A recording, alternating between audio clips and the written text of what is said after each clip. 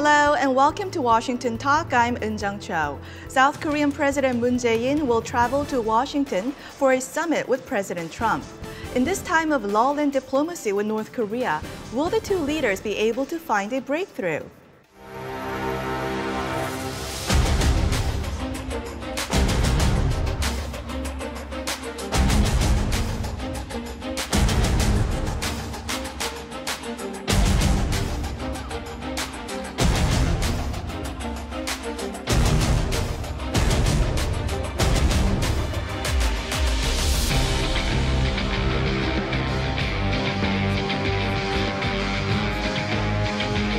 He wasn't ready. I told him, you're not ready for a deal. That's the first time anybody has ever told him that.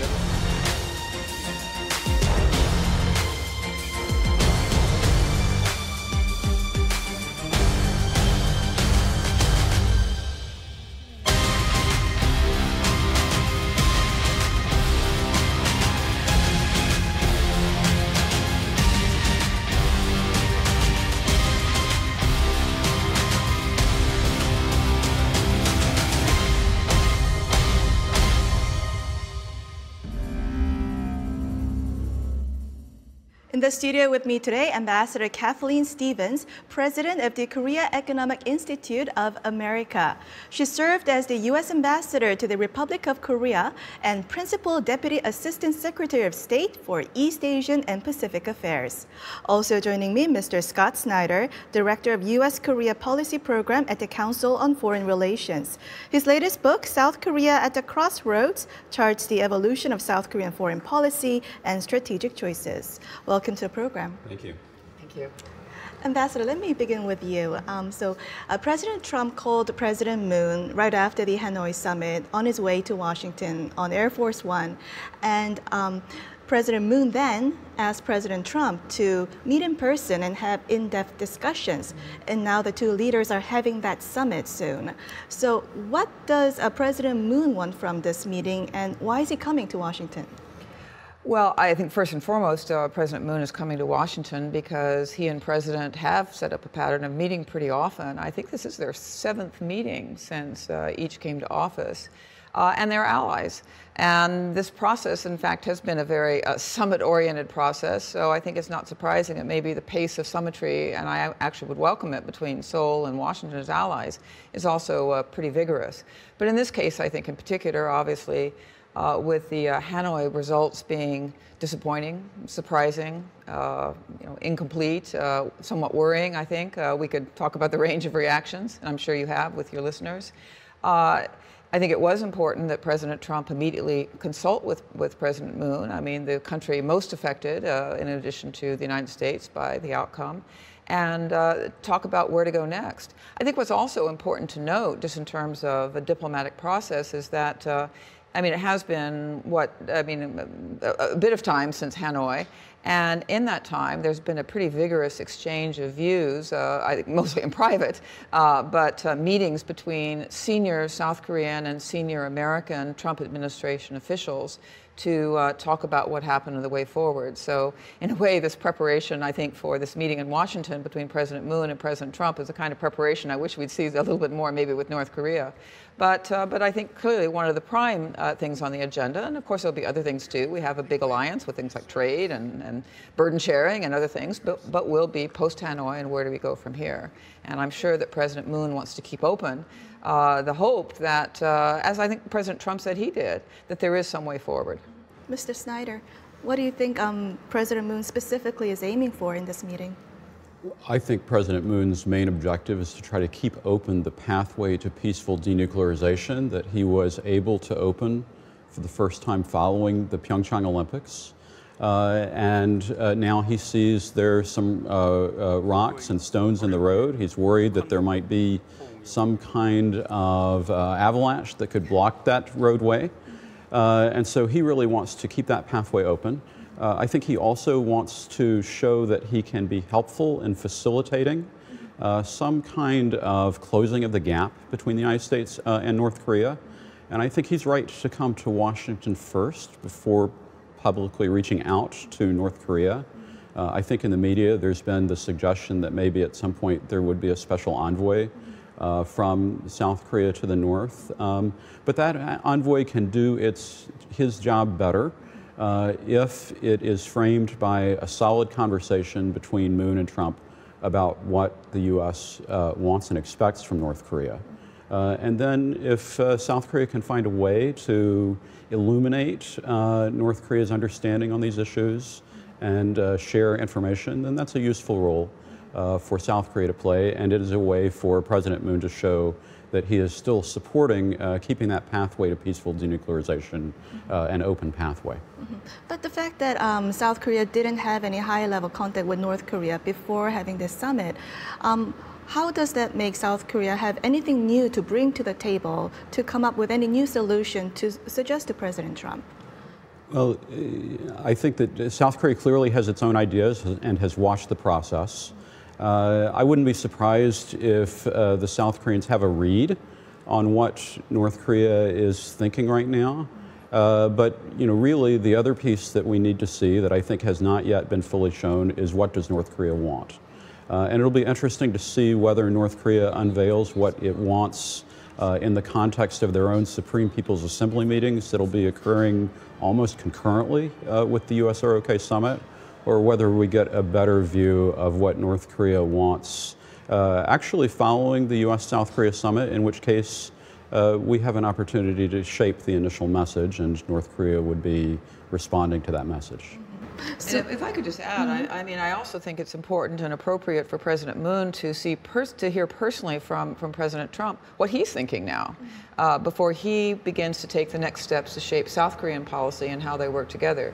It's one thing to have a phone conversation, but now President Trump has had a few weeks to reflect as well, and this is an administration that doesn't always speak with one voice. That's not unique to the Trump administration, but it's just particularly dramatic sometimes, and where President Trump himself has some, it feels very personally invested in this. So I get a sense of, if you like, greater comfort out of the notion that President Moon's going to hear directly from President Trump before he tries to engage in a really much more serious way with Pyongyang in whatever form that takes. So there's this clear gap between Washington and Pyongyang. Washington wants big deal and Pyongyang wants incremental deals. Do you think the U.S. and Seoul will be able to come up with some kind of solution to closing this gap? Well, I actually think the biggest gap is that what North Korea put on the table in Hanoi was a pathway to what I would call incomplete denuclearization. And what the United States wants to see is complete denuclearization. And so that is the first gap that I think has to be closed between Washington and Pyongyang, and it is a sizable one. But I think there's also a gap about expectations on process. And there, it seems like the U.S. at Hanoi, but not necessarily prior to Hanoi, went with a kind of all or nothing approach, wanting to eat the pie in one bite. But realistically, if you eat the pie in one bite, you might get indigestion. So maybe a process, several bites of the pie would be necessary in order to be able to effectively address this issue. So there are actually two issues that I think are really significant issues and gaps. And I think that South Korea can help to provide North Korea with understanding about U.S. expectations, and then perhaps share the North Korean response with the United States through a kind of facilitation process. South Korean official says the recent meeting between Secretary Pompeo and South Korean Foreign Minister Kang Kyung-hwa, they discussed actually tours to Mount Kumgang and Kaesong Industrial Complex in a broad sense. So do you think President Moon may also bring this issue up during the summit with President Trump? I wouldn't be surprised if he did. And of course, this has been something that's been on the table for quite a long time. And I believe that Kim Jong-un also raised his interest, if you like, in seeing Mount Kumgang and the Kaesong Industrial Park reopened some months ago. So in a way, I think one of the surprises, if you like, of sort of what didn't happen in Hanoi is that either there wasn't much interest on the part of North Korea in seeing that, or there was just no readiness on the part of the U.S. because of the emphasis on having the all-or-nothing deal in looking at that. So to me, it's still a little bit of a puzzle as to where that actually fits both into the North Korean priorities and the South Korean. But I think if you were going to look at, as a diplomat, as a negotiator, if you're going to look at some of the early harvest harvest. That's one word that's been used again, of things that could be done.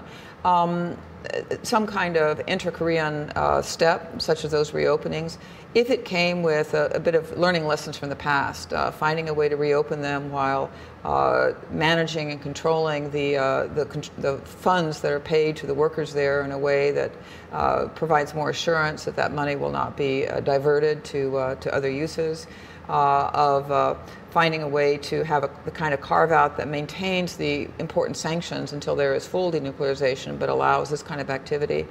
I would think that that would be an area that President Moon would certainly, consider exploring, depending on what he hears from President Trump. But I imagine he'll be in a listening mode, but also ready to put a few things on the table, and maybe there will be a little bit more receptivity to that this time around.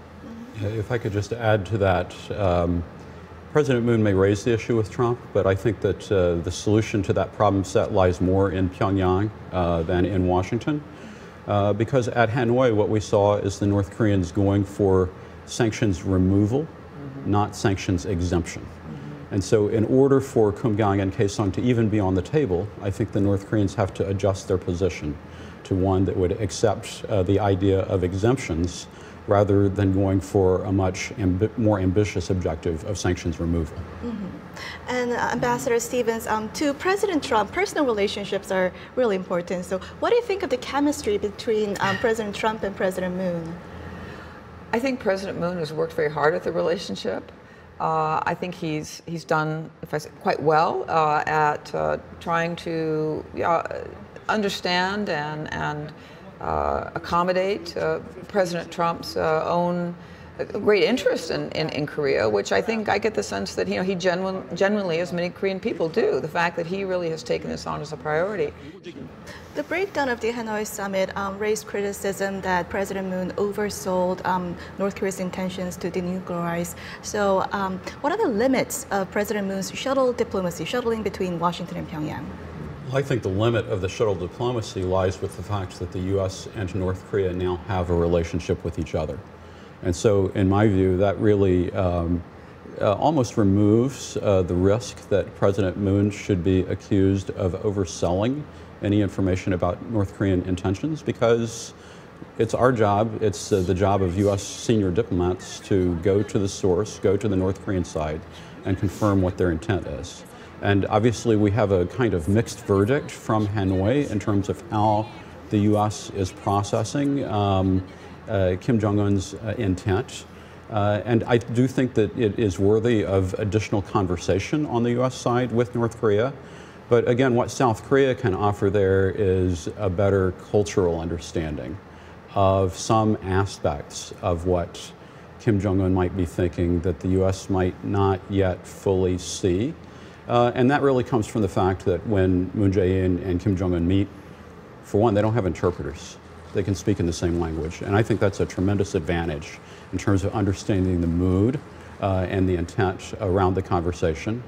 At the same time, Kim Jong-un, in the end, is going to have to show his cards. If he really wants to pursue denuclearization, he's going to have to show his cards to the United States, and the United States is going to have to reciprocate.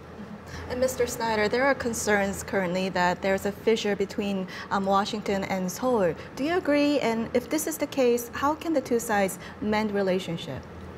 Well, we've had a very intense period of high-level consultation right now with the foreign ministers meeting, with the defense ministers meeting, with preparations for the summit. And we're highly institutionalized. And so I think that the U.S. and South Korean sides understand each other very well. It doesn't mean that there's always agreement, but I do think that there is sufficient understanding. Actually, as an alliance, it means that ultimately both sides are going to have to proceed in a unified fashion in order to make progress. And so I actually feel like we're not really in such bad shape right at this particular moment. And that whatever proceeds from the Moon-Trump meeting is likely to be as a result of a common understanding of where the agreement is and also where the guardrails are beyond which it's impossible to find agreement. We'll end our conversation here and watch video for our next discussion.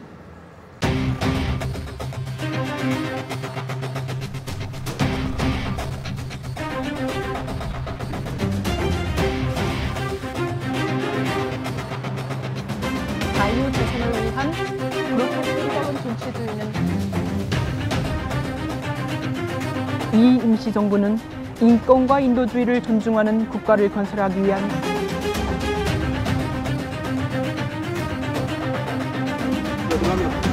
들어갑니다.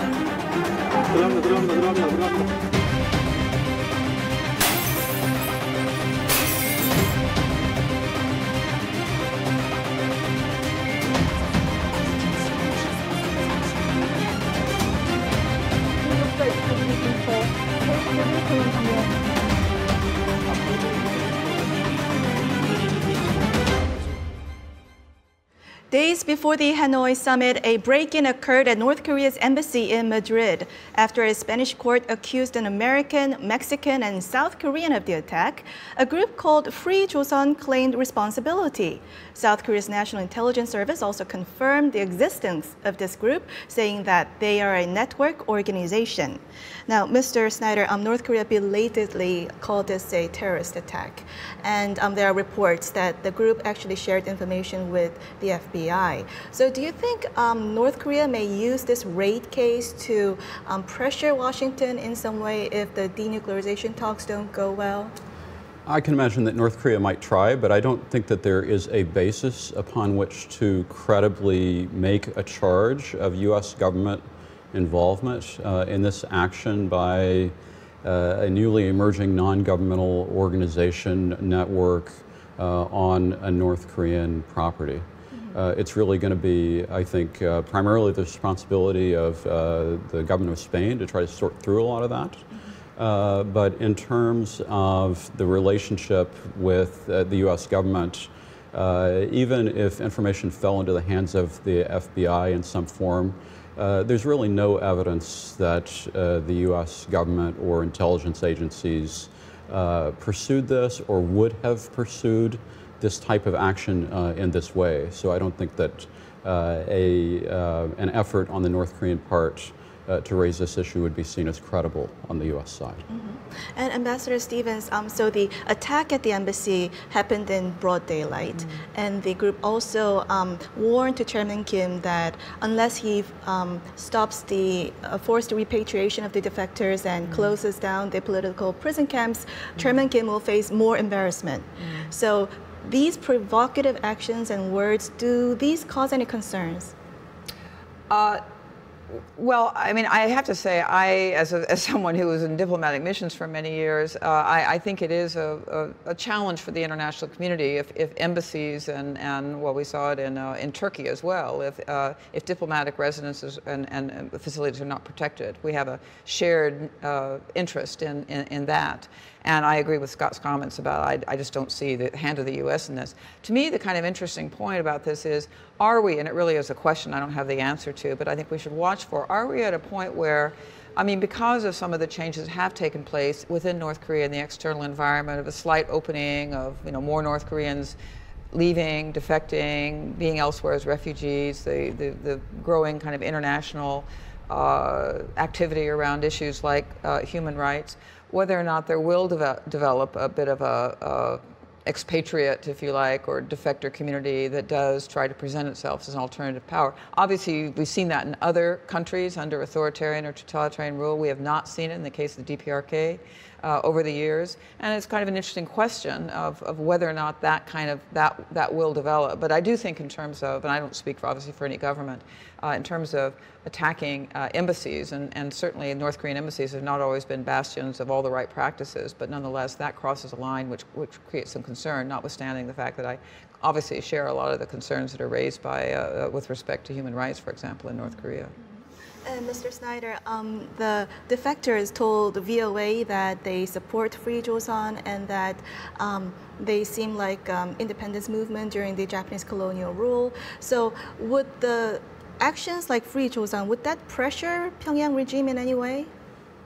Well, I can understand the sentiment that the defectors are expressing, and I do think that this is a new type of organization using different tactics than we have seen before.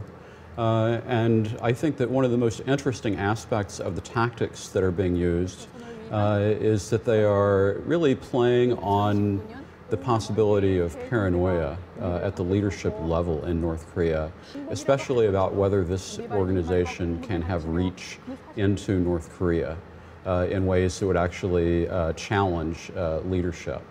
And so that's really, we haven't seen it before. It'll be interesting to see how that develops. But at the same time, you know, this is a new organization, and in my view, the other thing that they haven't yet done is to fully establish themselves as a defector organization with broad support in that North Korean diaspora community at this point. And so I think that if they can gather that support, then it could really gain a kind of momentum that we haven't seen before. But at present, I don't yet see that support as comprehensively in place to support the activities. So, so far, have you seen that unified voice from the defector community? I feel like there's still more work to be done in that area. I know that there have been efforts of other sorts to try to unify the defector community, but it's actually a very hard community to unify because the defectors bring with them their experience in North Korea, and in particular, the stratification of status that existed in North Korea ends up playing itself out here. And so as a result, it means that it's very difficult for defectors with different types of family backgrounds, institutional relationships with the North Korean government previously, to actually work together with each other because they come from a background of having been so deeply divided by North Korea's own internal classification system. And Ambassador, do you expect more groups like this springing up and more dissident movement unless North Korea changes and improve its human rights record? Well, you know, I don't know. I mean, if the, and I think Scott is actually right to call it, and I've never used that term before, the North Korean diaspora community, that is actually something that, again, didn't really exist in the same numbers by any means, or really at all, a couple of decades ago, even a decade ago. So I think it's an important thing to watch, but given the kind of divisions, and I've seen it too in the defector community I've met, mostly in South Korea, of course, or almost exclusively in South Korea, it hasn't coalesced yet, but it's growing, and I think it's something to watch. Well, we'll end our conversation here and now move on to our next segment. Now time for the photo moment, time to look at an interesting North Korea picture. Today, we have a picture of the Vietnamese woman charged in the death of Kim Jong-nam, half-brother to Chairman Kim Jong-un. This picture is taken as she comes out of a court in Malaysia after she was sentenced to a lesser charge of causing bodily harm. Another suspect was freed a month ago. South China Morning Post reports these women may be targeted by North Korean agents as they witnessed the assassination. Mr. Snyder? Well, this means that there is no individual that is being held accountable for Kim Jong-nam's death. At the same time, this woman and the other woman were pawns in an assassination attempt. And so I think that the judgment is correct, but there's still more work to be done in terms of bringing perpetrators to justice for a brazen assassination of Kim Jong-nam. Ambassador. Well, I endorse, I agree with what Scott had to say about this. I mean, clearly both these women were pawns. It is kind of heartbreaking to see this photograph, but it also is a reminder of what a grotesque and blatant act of chemical warfare, terrorism, whatever you want, was conducted in an international airport, the kind of place we all walk around all the time. And you know, we become a little bit inured to these things somehow, or they almost become the subject of a joke because they're so outrageous. But I think this does remind me of the human cost and the continuing threat that there is. And the fact that, as Scott said, no one has really been held accountable for this. On that note, Ambassador Stephens and Mr. Snyder, thank you for joining us. Thank you. Thank you very much. And this was Washington Talk from the Voice of America, and I'm Eun-jung Cho. Join us next week for more analysis on North Korea.